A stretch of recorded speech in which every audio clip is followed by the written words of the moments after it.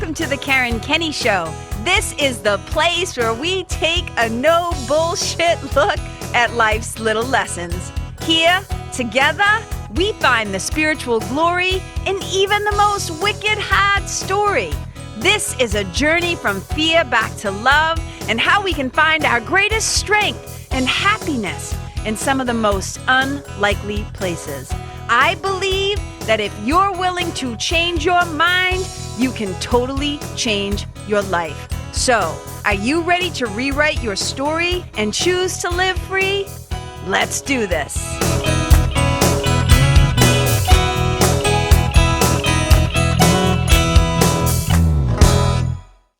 Hey, you guys, welcome to the Karen Kenney Show. I know I say at the beginning of every episode that I'm wicked excited, but today I'm extra wicked excited to talk to my guest, Jon Berghoff.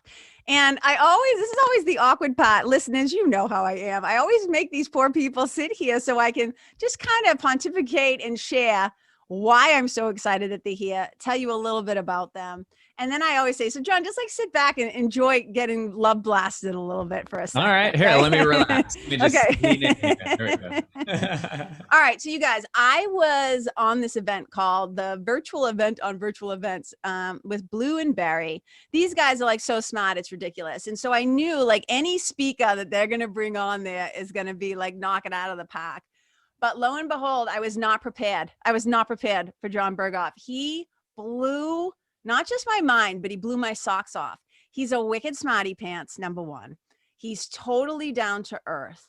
He creates an experience unlike anything I've ever had before. And I was just obsessed. I was immediately obsessed. You guys know how curious I am. So I'm like, who is this dude? So I immediately, while he's still talking on the event, I start stalking him, like Googling him. I'm like, I've got to find him. So I immediately like go on Instagram and I'm like, dude, like I'm sending him like little messages, I think even private messages while the event's going on. Will you come on my podcast? Because I am just so jazzed about the work that he does. And I wanted to share him with all of you. And before I'm not going to do this whole official bio, but what I am going to do is I'm going to read something that one of his friends said about him. So this is going to give you a little introduction. I don't know her last name. I do know her first name is Julie. And this is what she had to say about Jon.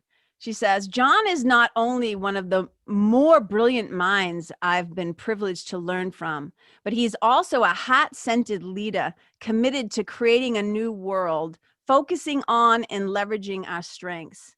And under Jon's leadership, his company is called XCHANGE, and it's the XCHANGE Approach that I'm wicked excited about. So that's what she's pointing to here. Under Jon's leadership, the XCHANGE team has designed and facilitated whole system change efforts through large group collaborative summits and programs for organizations that include the biggies, you guys. Listen to this: BMW, Facebook, the Army, the Navy, Vitamix, which we'll talk about, and TEDx. And she says this: he's visionary, he's a trailblazer, he's a powerful facilitator, and most importantly, though, he's a friend. And Jon does this thing where he helps people. I just think of it like this: unlocking collective wisdom, learning how to ask better questions, which is a spiritual mentor, is like the heartbeat of what I do.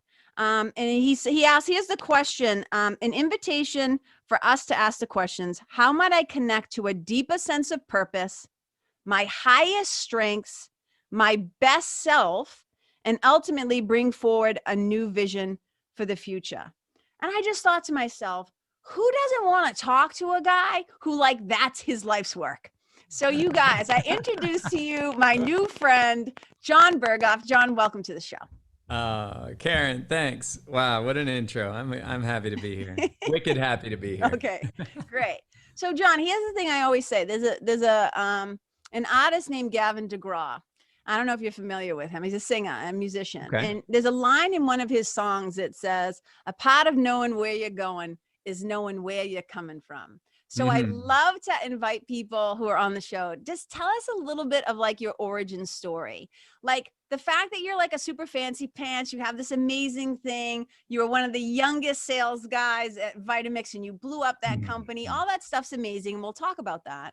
But I want to know, like, who were you as a little kid? Were like you shy? Were you a little weirdo? Like how did you become the man that we now have sitting before us? What's the little bit of your Wow. backstory? Well, I would like to go back 7 lifetimes if I Okay. could. Yes.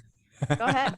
Go for it. Oh my gosh. When a unicorn intersected a jaguar under a full moon.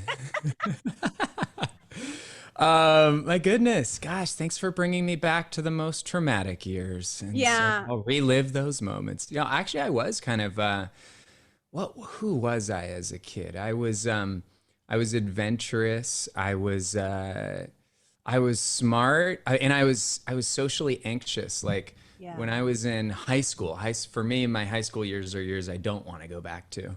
Yeah. Um, but that was like a pivotal point in my younger years because I'm introverted. Like I'd rather Yes. be in the middle of the woods, and which is kind of interesting because all my work is leading groups of people, leading them, teaching them how to lead groups of people. Yeah. Yes.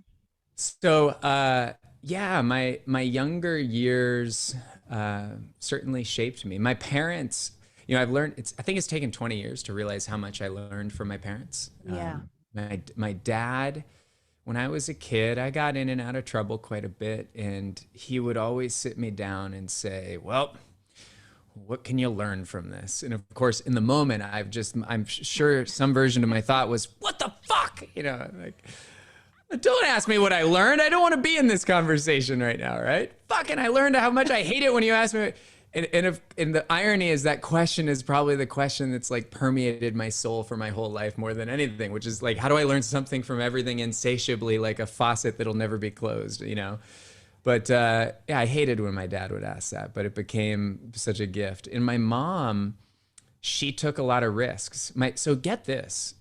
My parents, so you asked me a question. People don't really ask me that often. So I'm going to sit here and talk about I stuff want to. This is what it's all about. that I never talk about. My parents met in the 70s working at Intel.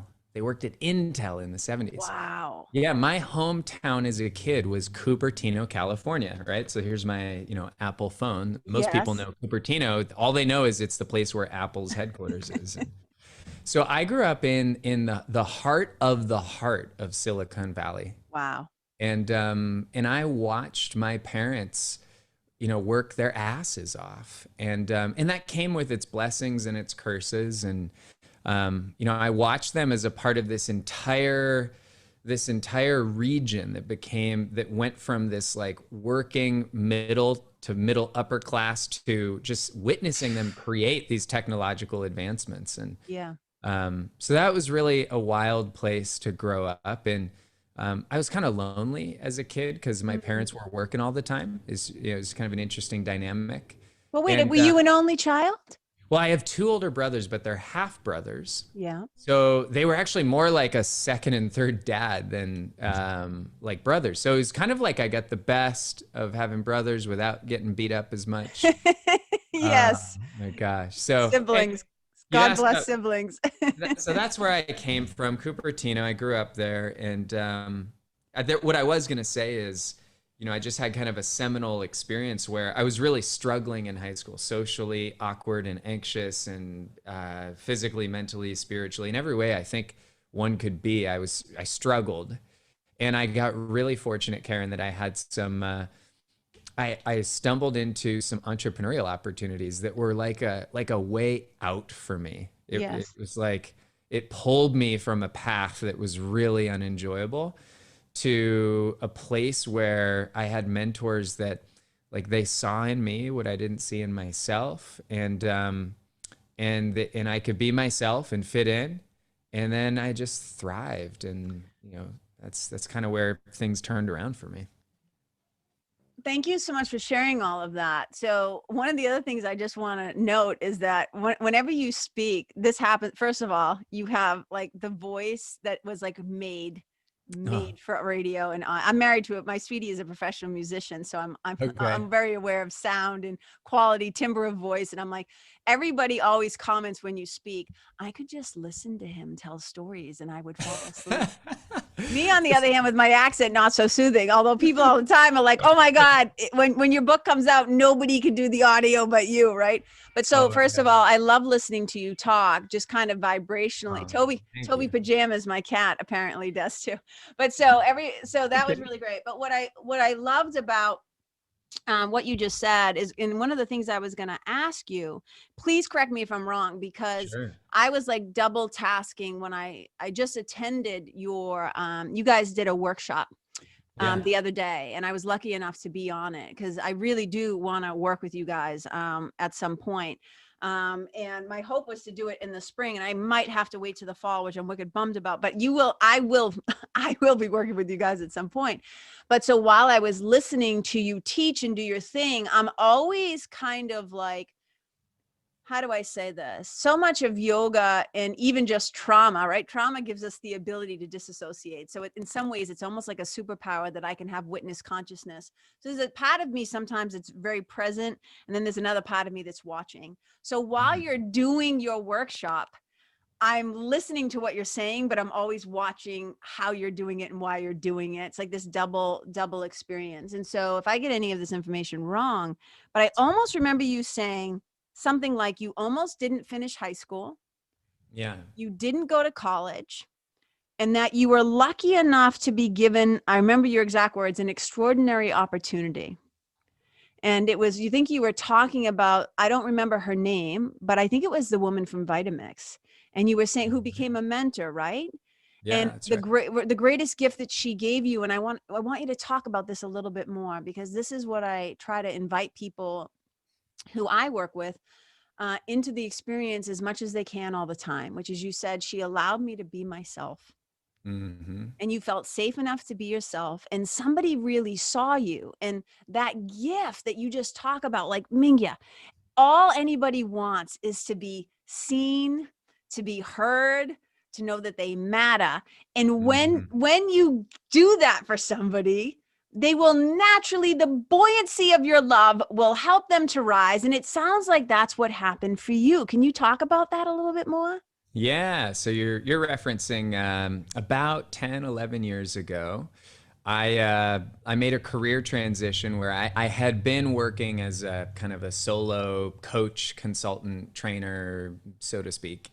And one of my clients was the Vitamix Corporation. They make nice Oh, blenders. yes, I have You been a own a Vitamix? long time Awesome. owner. Yes. I'm a Yeah, vegan. yeah. I've been vegan for 18 years. Of course, I have a Vitamix, right? Yeah. So they were a client, and then after a couple of years, I jumped on board and I was overseeing their sales division. And the CEO still is today, Jody Berg. Mm. She and her cousin Lori Connors. These two women changed my whole life, and they through the opportunities they gave me, through the lessons they allowed me to learn, through the way they saw into me and gave me space and allowed me to unlearn a lot of what I thought leadership was, which was just awesome. And it's they are both fourth generation great granddaughters of Bill Barnard, who founded Vitamix in, guess what year? 1921. This is the 100-year-old anniversary of a family-owned fourth generation business, which is, it's not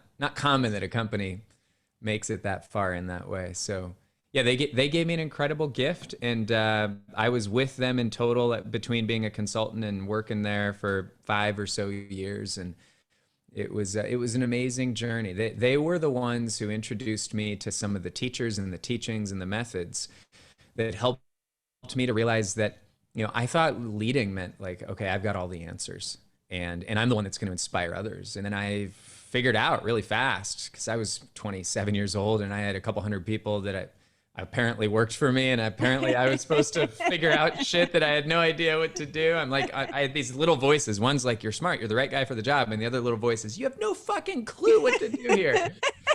And I got lucky, Karen, because I was introduced to what really I think is the future of what it means to lead, which is to really ask some different questions. Questions like, how do we design experiences that unlock the wisdom of everybody else? Amen.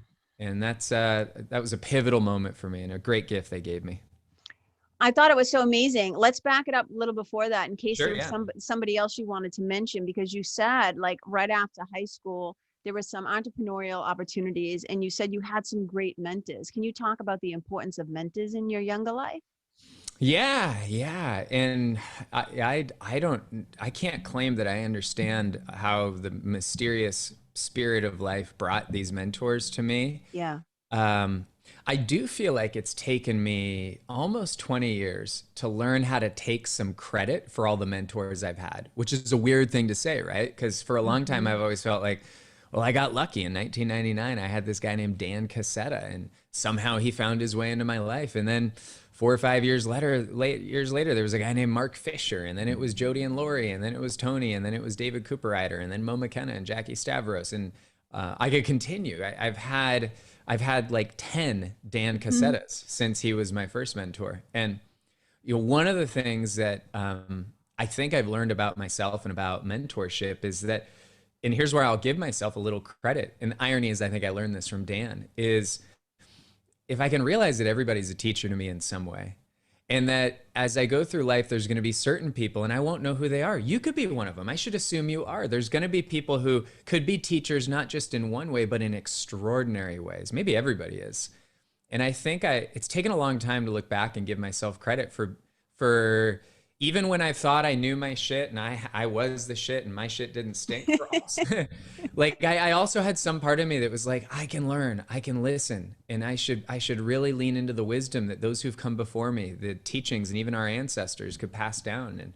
And so, I'll take a little credit for that. And I'll say one other thing about just the experience of, stumbling upon and finding these mentors is I've also learned over time that as I continue to grow, that those who were and are and will be mentors to me, simultaneously, I can be mentors to them.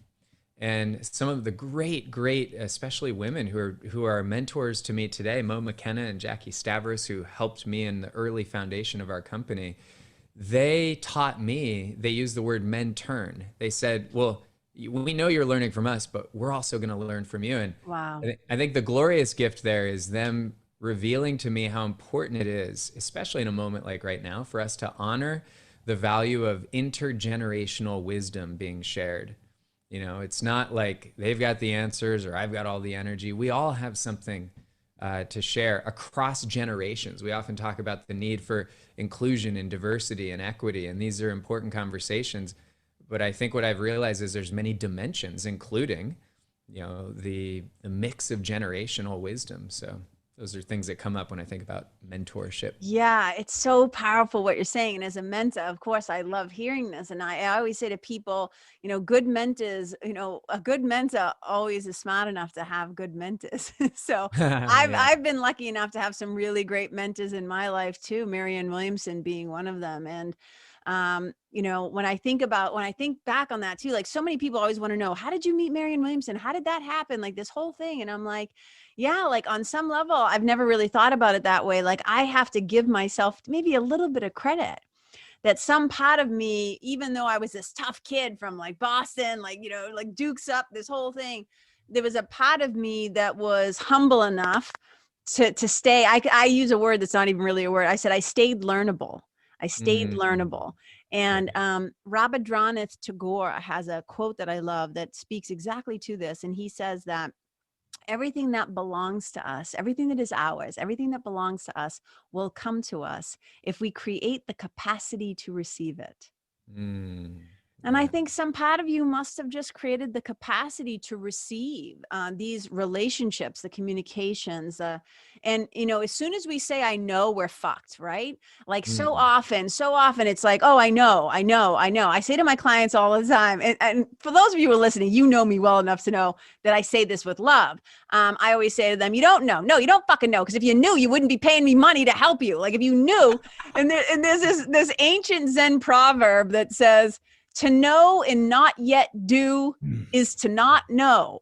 So as soon as I first of all accepted, my mother, you don't know this about me. I'll just very quickly. My mother was murdered when I was 12. It was brutal. It was violent. She was beaten to death. I suffered a lot as a kid. I had a lot of trauma, whatever. And at some point I think I thought to myself, it probably took me even years beyond this to put words to it. But some part of me realized, well, my way wasn't working anymore. There must be a better way. Yeah. And as soon as I stopped with the I know and I put my dukes down, I became teachable. And that was like the difference in my life. And it just sounds like, I mean, different experiences, but it sounds to me like, you know, you remained and remain. And it's one of the reasons why I wanted you on here, because even though you're wicked smart and you lead these things and you have this big company and you grew Vitamix to like some obscene, like 8 million to 140, I got the number written down somewhere. It was crazy. Like you grew this thing. You have always remained, to me, in the now 3 times, 4 times I've interacted with you, incredibly humble, open, like just open mind. I always talk about it like this: generous listening. Let's be open-eared, open-minded, open-hearted. And you seem to show up that way. And I was just really curious to, part of this conversation is for me too, because I'm like, I just want to know you more. I'm like, who is this dude? And, you know, I love what you're doing. And so when you were talking about all these mentors and these women, and you said like, and I can't stop thinking about what your dad said to you. Your dad knew how to ask the right question. And now this informs all the work you do. So can we talk about Exchange and kind of how you went from being this like superstar, you know, youngest person in Vitamix to grow the thing? We could even talk numbers if you want, but you grow this whole thing. But then how do you transition out of that? Like, what is the birth story of Exchange? Yeah. Well, and I wrote that phrase down, the capacity to receive. Thanks for sharing that, Karen. You're welcome, honey. So it's while I was at Vitamix, there was this experience, and I mentioned earlier, Jody and Lori kind of opened me to think about, or to realize that there might be a new way to lead, at least new to me. And what I started to realize is that we were trying to navigate a lot of opportunity, challenge, change, growth, and many other buzzwords. Yeah. and innovation and engagement. And as we're trying to navigate all this stuff, that I've got this voice in my head that's like, I got one voice that says, and I'd be curious how many people could be listening to this, including aliens, thousands of years from now. Right. And thinking to themselves, they've got one little voice. I had one voice that was like, I'm smart, I have experience, I can do shit. And I had another little voice that was like, you have no idea what you're doing. Who the fuck are you to do this? Yeah. And I think I've come to realize that all of these voices are fine. They're always going to be there, and they're all great. And if I can get the right one to turn on and the right ones to shut up at the right times. And what I realized is that there was a solution that allowed me to actually acknowledge both voices and to say, yeah, I've got strengths, but I also don't have the answers to the most important challenges. And that's great. So Exchange was born unknowingly to me when I learned about several large group methodologies. Appreciative inquiry is one, design thinking, open space, World Cafe. And what are all of these? They're all different methodologies and sets of tools to bring groups of people together, to enable those groups of people to solve a problem, work better together, shape their future, capture an opportunity, that kind of thing. And so over the time I was there, what I realized is, hey, if I can figure out what questions to ask and bring the right people into the room and then give them the questions, amazing things can happen. For example, I remember when we brought our senior leadership team together just a couple months after I started there. I brought everyone in the room and I gave them this question. I said, why is the work that we do as a team important? And I asked that sincerely, not knowing how they'd answer and wanting to know how they thought about that answer. And what I years later realized I was doing was inviting the team to reflect and from within connect to a sense of purpose. Why is what we're doing important here? And years later, I realized how much more important that was than me telling our senior leaders, here's why what we do is important, right? And then, you know, as we continued and we'd put more people in the room, we'd put our whole sales force in the room, we'd run these meetings with 50 and 100 and 400 people in a room. Amazing. And we would hand out questions like, what are we learning right now? what's working. And we'd break our sales force into small teams of 5 and 6, and they would share stories of what was working. And then they would vote up the story that they thought the rest of the room should hear. And we would be organically crowdsourcing panels. And it was like, as we're making this all up, we're like, this seems like a good idea. And, hey, this shit works, you know? Yeah. And you know, we were guided by our teachers who were telling us that, hey, these methodologies where you give questions to others and you choreograph conversations, right? We're asking them questions like what's working, share stories of what's working in the field, and then let's study those stories, and then let's report out on, okay, what is it that we're doing when we're at our best? So it's not just the stories, let's learn from those stories. Yes. And then bringing our management teams together, and instead of myself as the one, or myself and our 7 senior leaders, we would have 30, 40, 50 members of our whole management from every continent would come together, and we'd break into teams, and we'd all envision our future. And then we'd present that future to each other, and then we'd explore what images we were seeing. And every single time, Karen, it was so much greater than what I could have ever seen. And when today we call that how to listen at scale, right? How to scale up curiosity. And these were the kinds of things we were doing at Vitamix. And then I eventually, I got invited to start teaching through the Weatherhead School of Management, some of the things that I was doing. And so I started teaching these one-day seminars, and I started realizing, wow, I ought to see if I could bring this work to the world. So long story longer. I might want to consider. Yeah. You know, if this stuff was amazing here, imagine the impact it could have.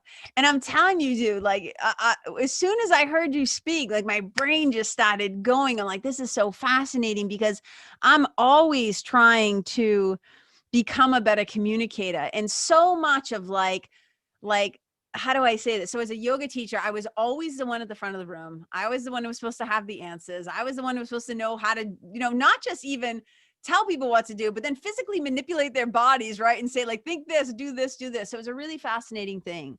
And when you were talking on the workshop, so first of all, I got to enjoy you in like a 30 minute, I don't even know if it was 15, 20 minutes, 30 minutes on Blue and Barry's event. And I was just like, holy shit. And then immediately it said, you know, there was a link like, hey, we're doing this workshop. It's going to be like 3 hours long. I was like signed up for that sucker. So I got to be immersed in your experience and the way you guys do things twice already. And I'm definitely signing up for one of the trainings, and I'll tell you guys when they're happening. There's one in March and one in May coming up. But I remember just like listening and thinking, oh, because in yoga, you know, the word guru is used a lot. And the word guru literally means like the one who brings light to darkness, the one who brings truth to ignorance, right? But so I thought to myself, okay, this is the age of moving from the guru to the group. And I thought this is fascinating, especially in the work that I do when I do like spiritual retreats and transformational retreats. Like everybody's there, like looking at you, like waiting for you to like bestow this wisdom. And the first thing I have them do is take a moment to reflect on something themselves. And then they do little groups. But this was just something, I'm telling you, I pulled it out. Like I didn't even know. Some part of me must have known. Have them talk to each other, and then have them come back and talk about what they just shared. But I came from the storyteller's perspective, not necessarily your thing. So your work just feels so organic and natural. And as I'm learning more about why you do what you do, I'm like, of course, aha, yes, this is why this works.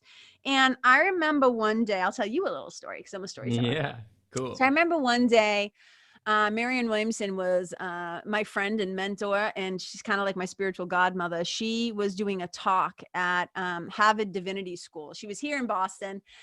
So like I'm in New Hampshire, but I went to see her speak. And I remember somebody in the back of the room raising their hand, and she calls on them and they say, hey, we're starting this initiative for this, this, and this. Will you lead it? Will you become our thing? And she was talking about, I'll never forget her saying this. And she says, I'm not really interested right now in leading anything. And she said, the age of the soloist is over. It's the time of the choir. And I just thought that is so brilliant. And she said, because what do they do to the soloist? So we were talking about cultural change and leadership and all these things. But she said, what do they do to all the soloists? And we're like, well, look what happened to Gandhi. Look at what happened to Martin Luther King Jr. Look at what happened to the Kennedy brothers, right? She's like, they try to kill the soloists, right? But she's like, but they can't kill all of us. And I just thought, oh my God, collective voice is so powerful. Yeah. So when you were talking about how do we move in this experience of when you have people ask questions, and always, please correct me if I'm wrong, because I'm kind of pulling this from memory. You go from like the individual and the like personally individual. Yeah. And then you go to the group, like relationally, right? Yeah. And then you kind of come back together collectively and then you share, right? So can you just talk about if you feel comfortable, like sharing your process a little bit? Oh, yeah. Why that's so impactful? Yeah, absolutely. And so, yeah, let's unpack that process. Yeah, we share everything anybody ever wants to know about. Like, we believe that the energy of information is seeking to be free. So it's like, there's nothing we do that we wouldn't share, even if someone's paying us a lot over here for it, because the world needs this kind of thing, we believe. So I want to just acknowledge this first, this idea that the age of the soloist is over and it's the time of the choir. What year was that when Marianne Williamson? Marianne said that probably, I want to say 4 years. I can tell you the exact date because I can pull it up on my camera. Sure. But I think it was like, I want to say 2000. I don't know. I'd say like 3-4 years ago she said it. Yeah. But cool. I can tell you the exact day and stuff later if you need it. Well, it's okay. I just want to acknowledge that if there's an idea that was presented a handful of years ago that suggests we might now live in a time. It was presented by a guy named Eric Teller. He was head of Google X for many years. He might still be, actually. He presented this idea that the world is changing faster than our ability to adapt to that change, right? Which, you know, that could be true.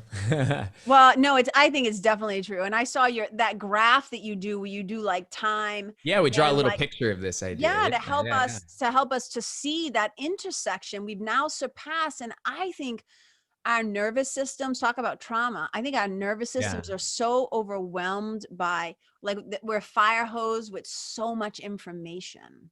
Yeah. Well, when and if this is true, that the world is changing in this way, like, so there's consequences to this, and our process is a response to the consequence.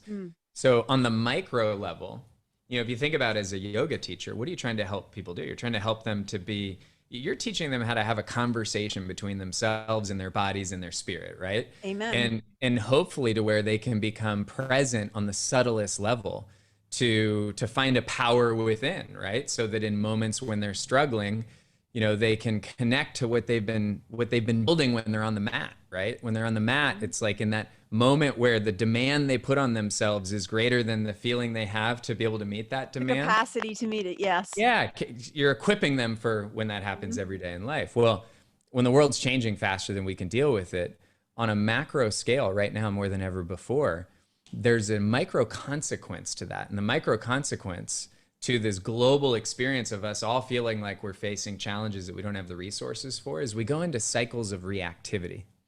And we get stressed about how stressed we are. And we have more self-doubt than we've ever had. And that's dangerous. That's dangerous. And so as a yoga teacher, as a facilitator, as a coach, a leader, a teacher, I think all of us know that for ourselves and those we help, we're trying to help them to shift from that downward to an upward spiral. And our passion at Exchange is, how do we do that at scale? Anytime a group of people come together, and as you've seen now 3 times, even in a Zoom room, it works really well. It's actually crazy how simple the experience is once we know what we're doing. So that this process that you're asking about is actually built on, number one, a paradigm shift that says we no longer live in a time where a few of us have the answers. And we now have to design conversations that unlock potential, wisdom, strength, everything good at scale from as many people as we can bring together, right? So that's the paradigm shift that I learned from Jody and Lori that Marianne Williamson was acknowledging. The age of the soloist is over. It's the time of the choir, right? It's the sage on the stage being replaced by, like, we really think the superpower of this generation is to learn how to be the guide on the side that enables that wisdom to come out at scale. That's what we're doing, right? Yes. So that's the paradigm behind it all.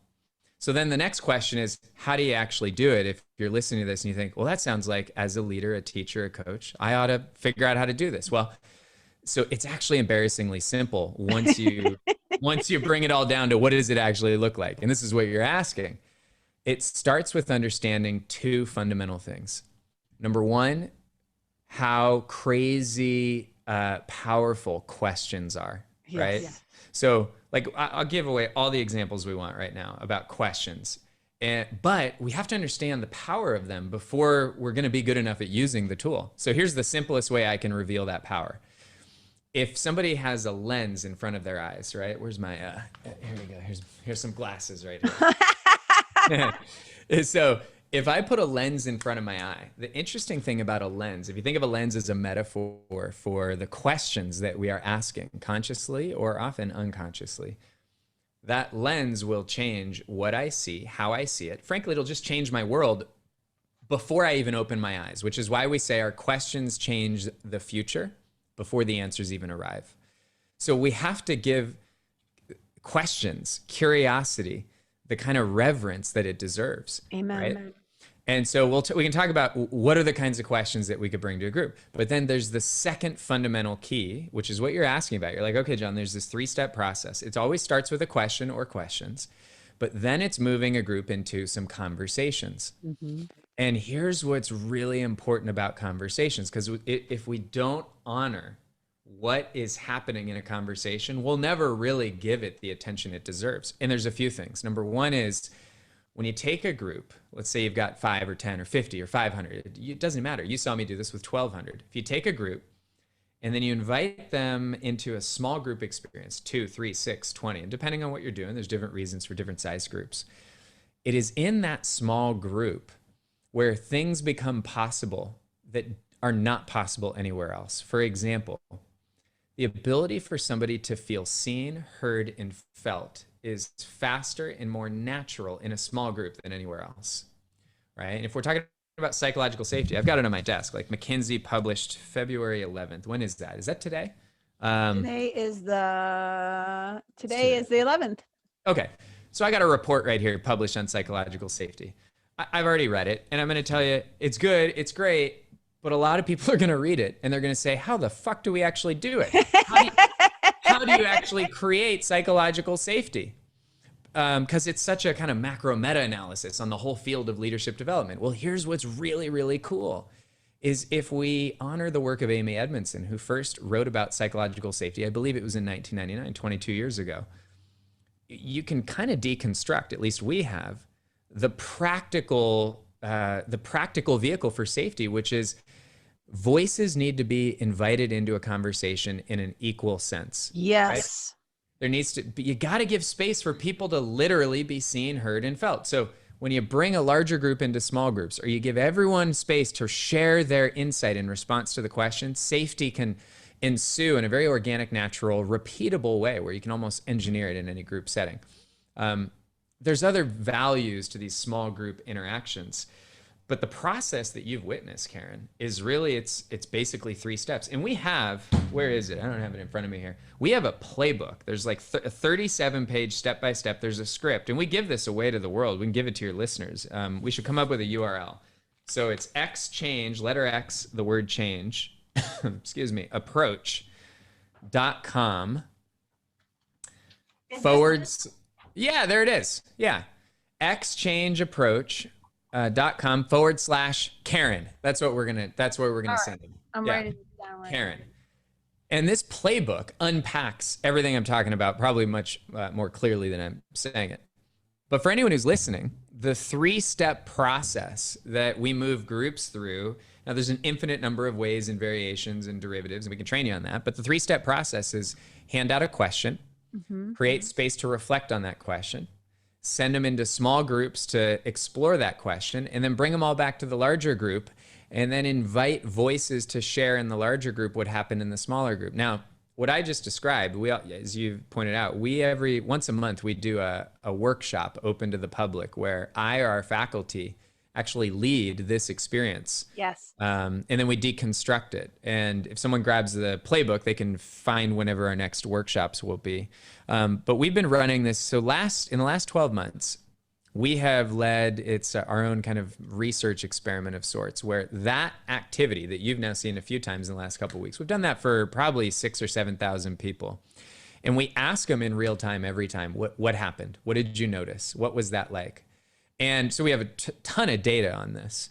And across the board, it's like unanimous speed of human connection. The speed at which shit gets real is what people are noticing is possible when this stuff is done right. So the 3-step processing is you give people a question, drop them into a small group, bring them out, let them share out loud. And let's give like a couple examples of questions. Obviously, it should always be purposeful to serve the group or the setting or whatever's going on. So if we have a sales team that we bring together, the question could be, hey, in the last 30 days, think of a story or an example of the most successful experience you've seen, heard, or felt in the field. Go in groups and share that, study your stories, and then come back and let's learn about what we're learning together. We bring coaches and teachers together all the time when they come through our trainings. And when they come through our trainings, we'll give them a question. And a question like, what have you learned in the last 12 months about being a coach, teacher, leader? And all we're doing is we're sourcing wisdom from the participants. Yes. But at the same time, what's amazing is we're not only learning because we're honoring experiential learning theory by reflecting on our reflections. We're bought into the learning because it came from within. But we're also building connection and community with those who we're learning with. Yes. And that's really exciting because that's kind of a business model of the future, is to turn customers into communities. And there's no way to turn any group into a community without them feeling safe. There's no way to feel safe without these small interactions where the better nature of our humanity will show up. B, they need to feel like they're connected to the same story. What's the bigger purpose that we're a part of? And so actually in our trainings, the first question we ask is, why does the whole world need us in this training right now?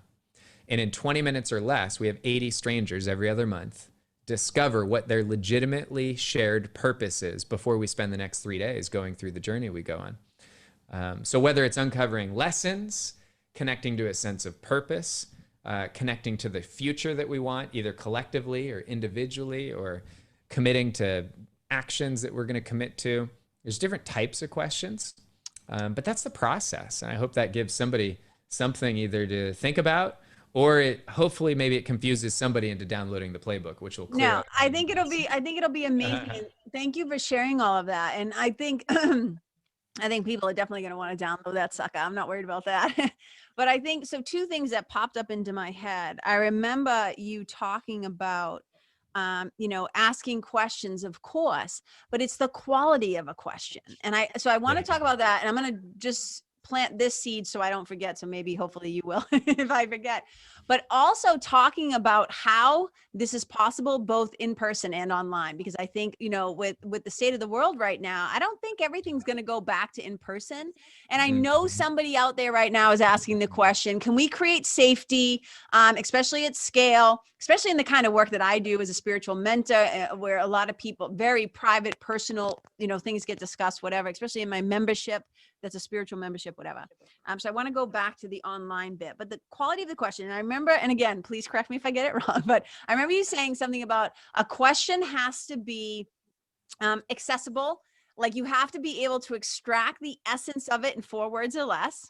Yeah. It has to be relevant, right? Is that number 2? And then the other one is, and it's so perfect because for those of you who are watching this and not listening, Jon has first of all, right on his forehead, smack dab, third eye forehead, he's got an infinity symbol, which I just laugh because infinity symbol is like life.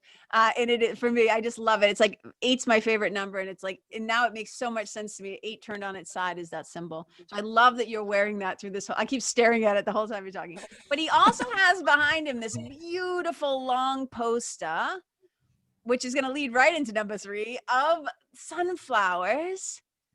And the sun in the background in this field, and it's so beautiful, and you can't help but feel good every time Jon leads something because you're blasted with this life-giving thing. But that's number 3. You said the question has to have, because the answer, you always say this, the answer is in nature. We find the answer right in nature. And the question has to have a heliotropic effect, which is life-giving. So we want to ask questions that are life-giving. So can you just dive into that a little bit? Yeah, of course. And So let me answer the very first question you asked, which is, does this stuff work online? Yes, phenomenally, and in many ways better than in a room. Period. End stop. No questions. We trained 400 people in our immersion training. Well, no. We trained, well, I've lost track. Yeah, probably north of 400 in our immersion trainings in the last 12 months. I personally ran over 40 full day experiences last year with between 50 and 200 people in these. We have more than enough data to tell us, like the hundreds of folks that came through our 3-day immersion last year, we ask them every day different questions. How you doing? What are you liking? What do you need? What can we do? 9.6 out of 10, 400 people, 3-day immersion. That's what they rated that training. Wow. It's amazing. We're getting better outcomes online than we used to in person. It works phenomenally well. I have a lot of thoughts about that, which we don't have time to discuss, but I think something about being able, like right now, right? I'm wearing like one of my favorite hoodies and I'm in my own environment and I feel safe. And the fun thing about that too, Jon, is like one of the exercises you do where you have people go, and we actually do this. We do a version of this in the writing programs that I do where we have because what is writing, right? Often it's an internal conversation and communication. We'll often have an item that we use as a prompt. So I just love that you start a conversation with an item, and if somebody's in their home surrounded by the familiar, I think an automatic feeling of safety kind of happens. So I think you guys are wicked smart. Like I don't know exactly what you're doing, but I'm like okay. But I'm going to learn, because I'm going to learn what you're doing, because I'm fascinated. If you can't tell, I'm so curious and fascinated by this whole process. So yes, so those of you who are listening, who are asking, can we create safety online?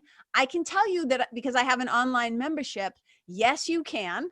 And I guarantee you the nest is going to get even better the more I hang out with this smarty pants. So I'm so excited. Let's talk about the sunflowers. I want to answer that question. Please do. It is a great question. Yeah, and the point about the props, remember this, the offices and houses that people are sitting in, it's a box full of props. So there is an infinite number of ways to have people almost forget they're having a digital experience. Say, hey, go grab something. You're going to come back and you're going to go into a room and you're going to tell a story about it.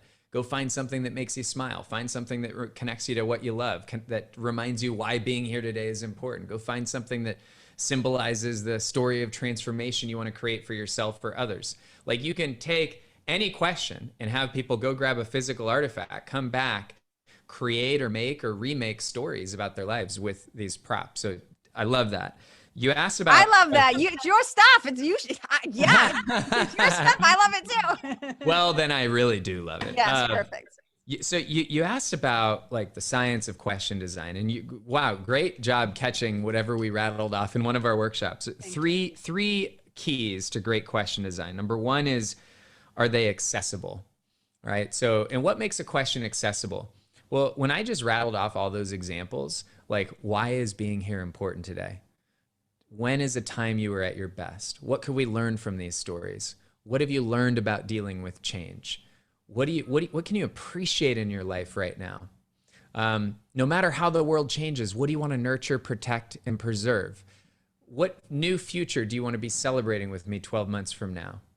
How are we going to make this? Every one of these questions, the essence of the question is about 4 or 5 words or less. Right. And we teach others how to facilitate in very high stakes, complex, and every imaginable environment. Every type of question distilled about 5 or 6 essential questions, and all of them, the essence has to be accessible in a few words or less. So that's what we mean. Give me an example of a question you might ask, and then get down to the heartbeat of the thing. Can you give us an experience? Sure. Yeah. So, I mean, one of the first questions that we would ask in many gatherings at the very start is a question that connects the group to a sense of purpose, right? And let me give you 2 types of purpose questions. The most foundational purpose question would be a question like, why is it important that we chose to be here today? Or why is it important that you chose to be here? And now we might even give that question a couple of layers for the participants to reflect upon. Here's an example. So if I was giving this question to a group right now, can I model for you exactly how? Oh my God! Yeah, I'm in. Let's do it. Now, normally I have my music queued up, but I don't have my Bluetooth plugged in. So what I would do is I'd say, hey, before we get going any further, we're going to anchor ourselves in a sense of why we're here. How many of you can relate to this? That sometimes you get into a gathering, into a conversation, into a learning journey without getting anchored in why it's even important, right? So here's what the question we're going to give you. The question is, why is it important that we chose to be here today? Why is it important that you chose to be here today? And I'll give you a minute or two to reflect on this question. And as you reflect on the question, I'd invite you to explore what comes up across one of maybe 2 or 3 different levels. Number one, why is it important to be here just for you, for yourself? Maybe there's something that comes up when you think about, why is it important to be here just for me? Number two, why is it important to be here when you think about those who you touch in your life, those who you serve, those who you lead, those who, when you leave here, you'll be interacting with? Why is it important to them that you're here? I'll give you a third dimension at which you could think about this question. Why is it important to the whole world that you're here? You know, is there some impact that is potentially made because you're here that'll create ripples that you'll never actually see? Why is it important that we're here? And Karen, this question here, I would then give a group time to reflect on it, send them into groups, let them share with each other, bring them back, and then let folks share in front of the whole room. So what I just did is, there's a couple things going on at the same time. One is, before I even gave you the question, I enrolled you in the question. I enrolled you by saying, how many of us have come to a gathering where we get down to business, but we don't pause and we get anchored in why is this even important? That's called an enrollment statement, which now we're getting into the psychology of group gatherings. A masterful facilitator understands that what they're really doing is energy work. Yes. And all masterful facilitation is about preservation of participant energy so that they can generate energy within the guardrails that we're giving them. So there's a psychology to any group facilitation, which starts with realizing that I've got to enroll or, you know, influence or sell the group on why this question is even a good idea. Right. Why is their ass even in the chair? Why are they here? Like, what, you know, because they are leaving something that's important to them, their family, their life, whatever. To give you their time, their attention, their energy, their presence. And if you can't enroll me, like, little kids are so good at enrolling you, right? It's like, let me break down for you why you should give me this cookie, right? Let me explain to you why you should let me stay up later. Like, watch kids, because they're genius enrollers, right? And so it's like, why am I here? So as soon as you make it important to them, why they should be not just involved, but present in the experience. And I've watched you do it now, like, several times. And I'm always like, again, like I said, I try to be deeply present, but at the same time, as a facilitator, I'm trying to learn and understand what you're doing when you're doing it. And I have to tell you, I'm not just kissing your ass or sucking up. You know, I already had you on my show, so you know I like you. But there's a part of me that's like, fuck, Jon's masterful at this. And I just, like, it's literally like, you know, Mr. Miyagi. I'm like, okay, he's doing wax on, wax off, but there's a reason. There's a deeper reason why he's doing this. And so I am fascinated by watching you work. And again, whatever, that's just a little love note. But I just think this is so incredible because I've seen it in action. Like, I've been somebody that you've put into a breakout room. I've had connection with other human beings who all look different than me, were older than me, were younger than me, different colored skin than me, grew up, didn't have my accent, different places all over the world. And I think it's so important, if you're listening, in case you didn't catch it, when he says we break them into smaller groups, you guys, that's a Zoom breakout room. You just put them into a Zoom breakout room, and then you bring them back to the larger collective, and then they can share. So sorry to interrupt. I just got wicked excited. So go ahead. Continue. Yeah. Well, you'd asked about the keys to question design, and enrolling a group in what we're doing or what questions we're asking. That's part of what makes the question accessible. The way that I so this gets very technical, right? We're going to get really tactical here, but like, even how I'll slow my tempo down, and even how I'll buy time and give space to allow the question to land. Those are all keys to making it accessible, including the simplicity of the essence of the question. Why is it important that we're here? The second is making the questions relevant. So let me share a variation on that same question. So if we go into an organization, a team, and they're trying to solve some big problem or work better together, we often will start with a question to re-anchor everybody in a deep sense of purpose. We're not going to stand there and tell them why this meeting or why this convening is important. We're going to let it come from within. And a variation on a purpose question would be to ask the group this: before we get into the work that we're here to do, we want to invite all of us to think about, of all the experiences that we've had as a team or as an organization, we want to invite each of you to go back and think of an experience that reminds you more than any other why the world needs us here today. Mm. And that might be a story of a transformation we created for a customer of ours.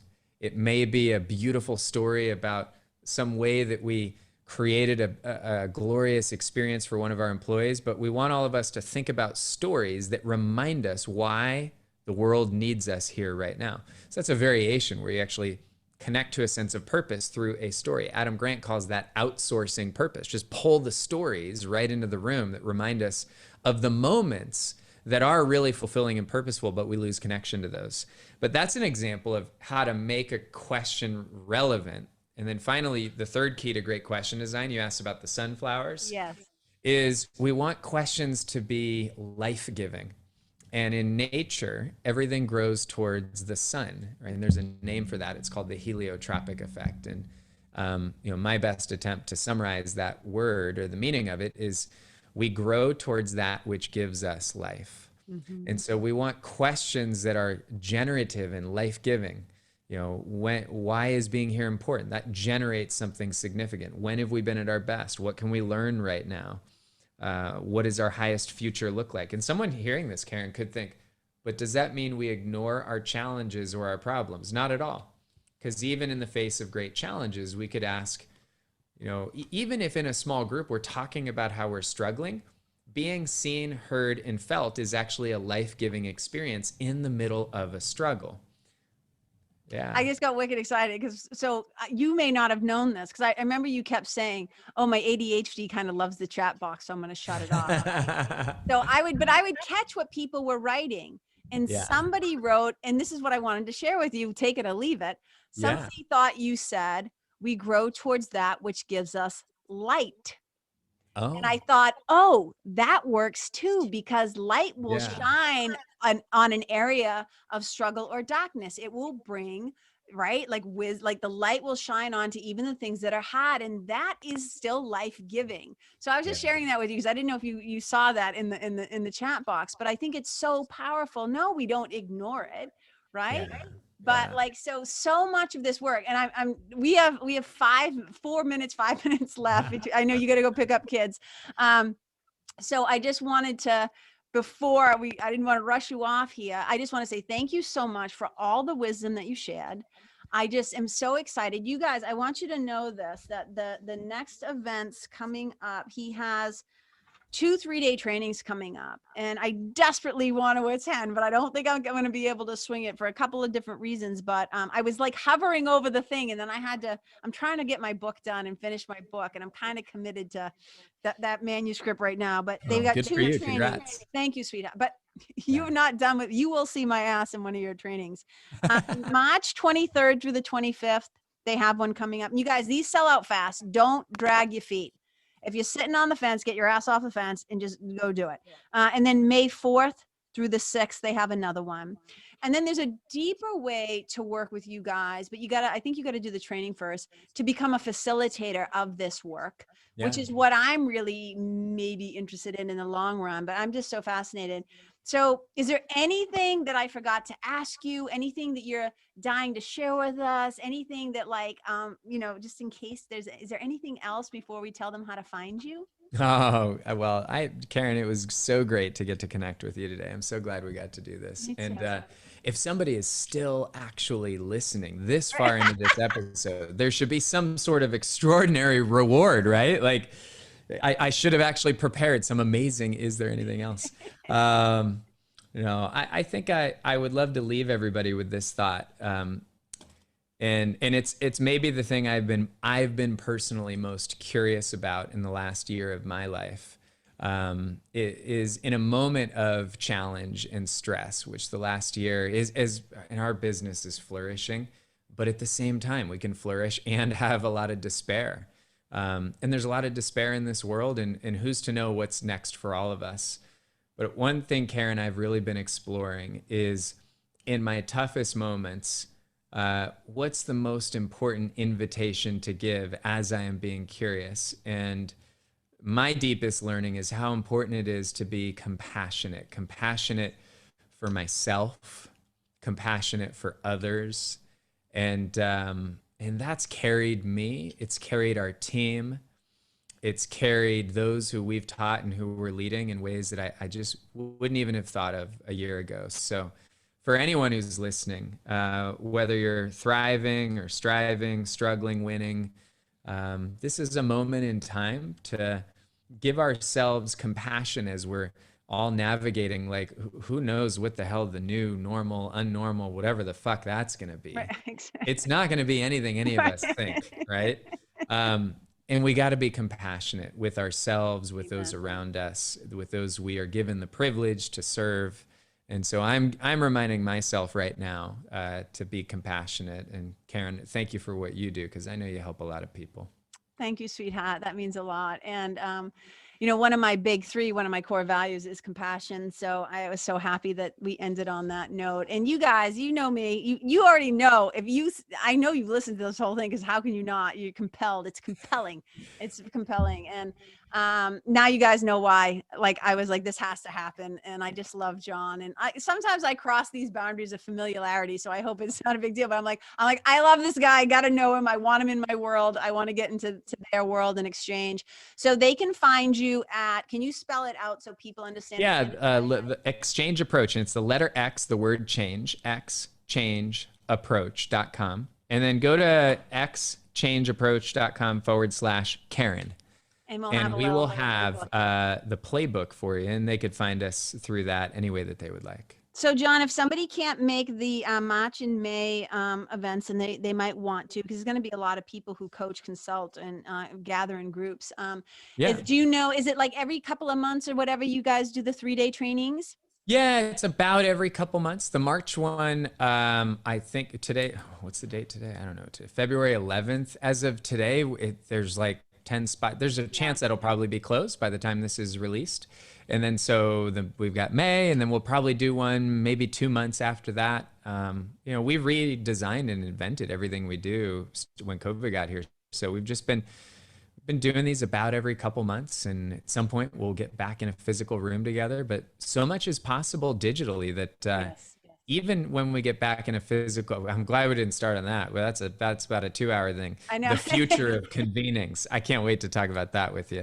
It's not going to be what we think. It's not going to be what we think. Well, I'll have to have you come back, because I'm wicked curious about that conversation too. I don't think we're going to go fully back to. And as an introvert who makes herself, like you do, extroverted things, I don't have really a problem with online. And as a physical person, yoga teacher, I'm known for my hands-on assist. So I love getting my hands on people, because I also have done Thai yoga massage for many, many years. I don't do that anymore. I actually don't teach yoga anymore. I reserve it, special occasions. My sweetie and my husband is a professional musician. So once in a blue moon at my events, we do live music and yoga together and stuff. But I think a lot is going to stay in the virtual space, but I think that your tools are so applicable anywhere, and what a gift it's going to be to so many. And you guys, here's what I know to be true is that our world is going to be a better place with more exchanges of this kind in the world. So Jon, thank you so much for doing what you do, for following the call of your hat, for being an inspiration, for being just so warm and lovely. And it's been a total pleasure. And I hope to have you back again sometime soon. Thank you, Karen. Thank you. Welcome. So you guys, as you know, I always end the show by saying, thank you so much for being here. I appreciate you. I celebrate you. I see you. I feel you. Wherever you go, may you leave the people, the place, the environment, the animals better than how you found it. Wherever you go, may you be a blessing. Bye. Hey, you guys, thank you so much for tuning in to this episode of the Karen Kenney Show. I super duper appreciate your time, friendship, and support. And look, if something that I shared from my heart today somehow landed in yours, I'd love to hear about it. So please tag me on Facebook or Instagram or IG stories or wherever the cool kids are hanging out these days, and let me know what your favorite part was or what you found most helpful. You can find me over at Karen Kenney Live. That's Karen, KenneYlive. And if you're digging what I'm saying and you want to hear more, I'd be wicked grateful if you could go to iTunes and subscribe and leave a review, because you guys, that's how you'll help me to keep spreading the love. And if you can think of someone that could benefit from hearing this episode, please share it with them.